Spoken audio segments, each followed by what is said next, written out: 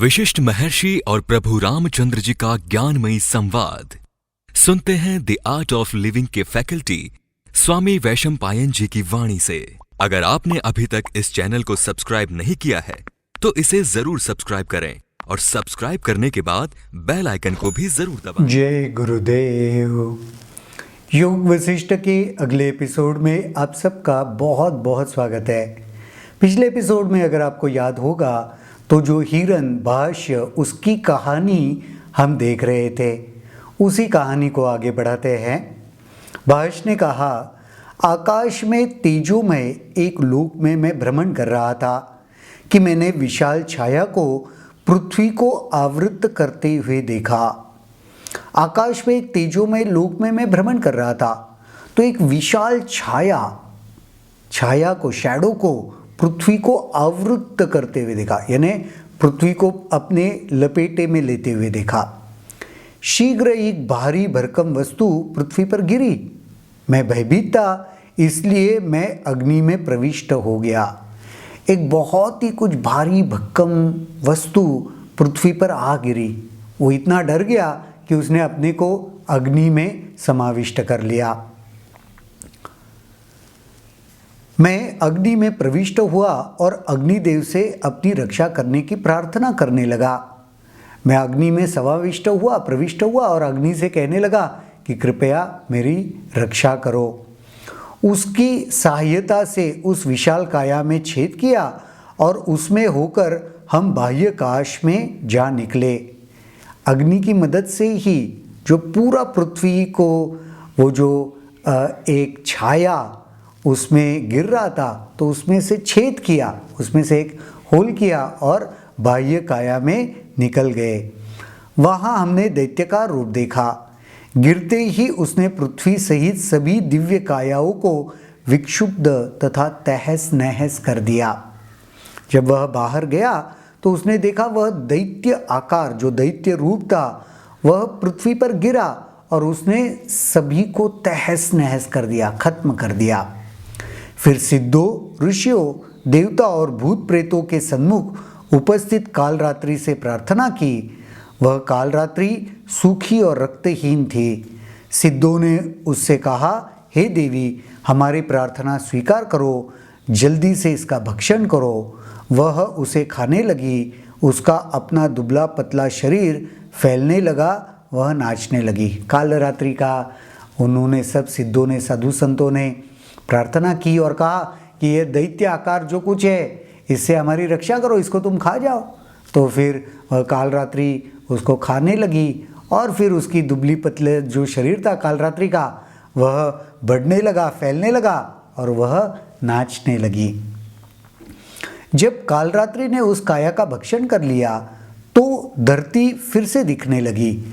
उसकी हड्डियां धरती पर पहाड़ जैसे लगने लगी थी, क्योंकि धरती उस प्राणी के मांस से बनी थी, इसलिए उसे मेदिनी कहा जाने लगा। कालरात्रि ने उस दैत्य का तो भक्षण कर लिया। अब उसकी जो हड्डियां थी वह धरती पर इतनी थी, पहाड़ जैसे लगने लगी। और धरती भी उस प्राणी के मांस से बनी हुई थी, तो इसलिए उसको मेदिनी कहा जाने लगा। अग्नि देवता ने उस भारी भरकम जीव के संबंध में यह कथा सुनाई। अग्नि देवता ने यह कथा सुनाई, वो भारी भरकम जो दैत्य था, आकार था, उसके बारे में। किसी विशिष्ट ब्रह्मांड में एक विशाल जीव रहता था। उसका नाम असुर था।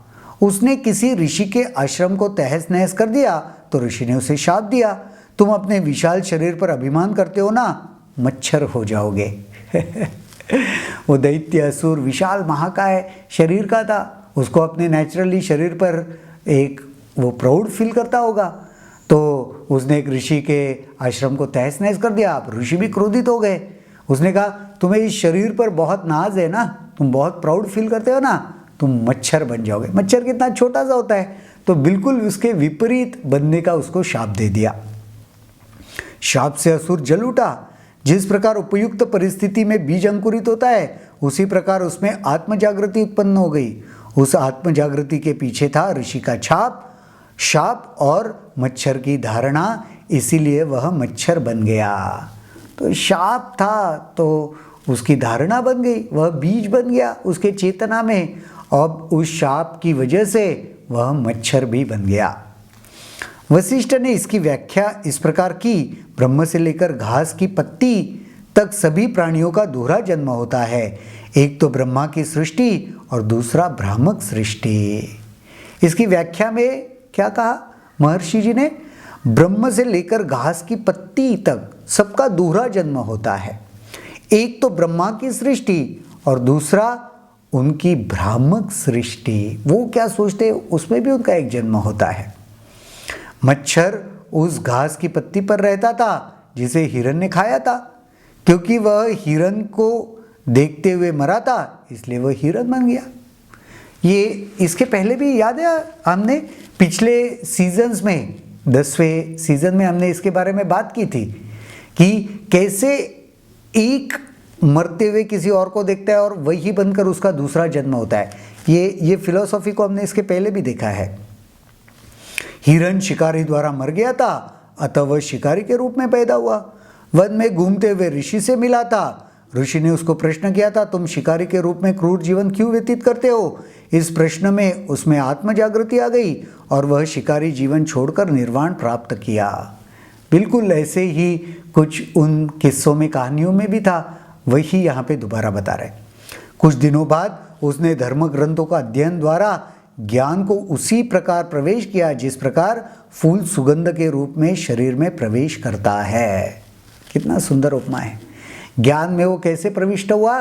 जैसे सुगंध के रूप में फूल शरीर में हमारे प्रवेश करता है। एक दिन उसने ऋषि से पूछा, कैसे अंदर होने वाले स्वप्न बाहर दिखलाई देते हैं? ये कैसे होता है? बाहर में कोई स्वप्न दिखता हो, वो तो मेरे भीतर चल रहे, लेकिन वही बाहर भी प्रतीत होते हैं या अनुभव में आते हैं। ऋषि ने उत्तर दिया, इस प्रश्न का उत्तर प्राप्त करने के लिए मैंने एक बार चिंतन किया था। मैंने मन को प्राण के द्वारा शरीर से बाहर निकाल दिया। इसी प्रश्न का उत्तर जानने के लिए मैंने भी चिंतन किया, और इस चिंतन की वह प्रक्रिया में मैंने क्या किया? मैंने अपना प्राण शरीर के बाहर निकाल दिया। प्राण उस वक्त शरीर के अंदर चला गया जो मेरे सन्मुख था। मैंने भी प्राण के पीछे पीछे उस व्यक्ति में प्रवेश किया। मैंने सभी अवयव देखे। मैं उस व्यक्ति के हृदय में प्रविष्ट हुआ। मुझे उस प्रकाश सिद्धांत का ज्ञान हुआ जिसमें 3 लोक परावर्तित होते थे। वहाँ रहकर मैंने संपूर्ण ब्रह्मांड को देखा।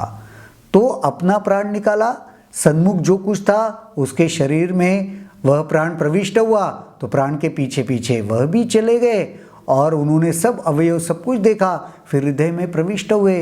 वहाँ पे हृदय में तो सभी 3 लोग परावर्तित हो रहे थे और वहाँ रहकर मैंने संपूर्ण ब्रह्मांड देखा।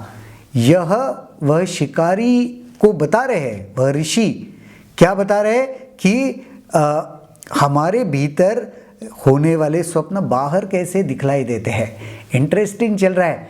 कहाँ से वह हिरन की कहानी शुरू हुई, कहाँ दैत्य, एक बहुत ही दिलचस्प यह कथा। और हमारे आगे महर्षि वशिष्ठ जी इस कथा को बता रहे, तो इसको हम ज़रूर थोड़ा सा पढ़ेंगे, चिंतन करेंगे, मनन करेंगे, थोड़ा समझ लेने की चेष्टा करेंगे।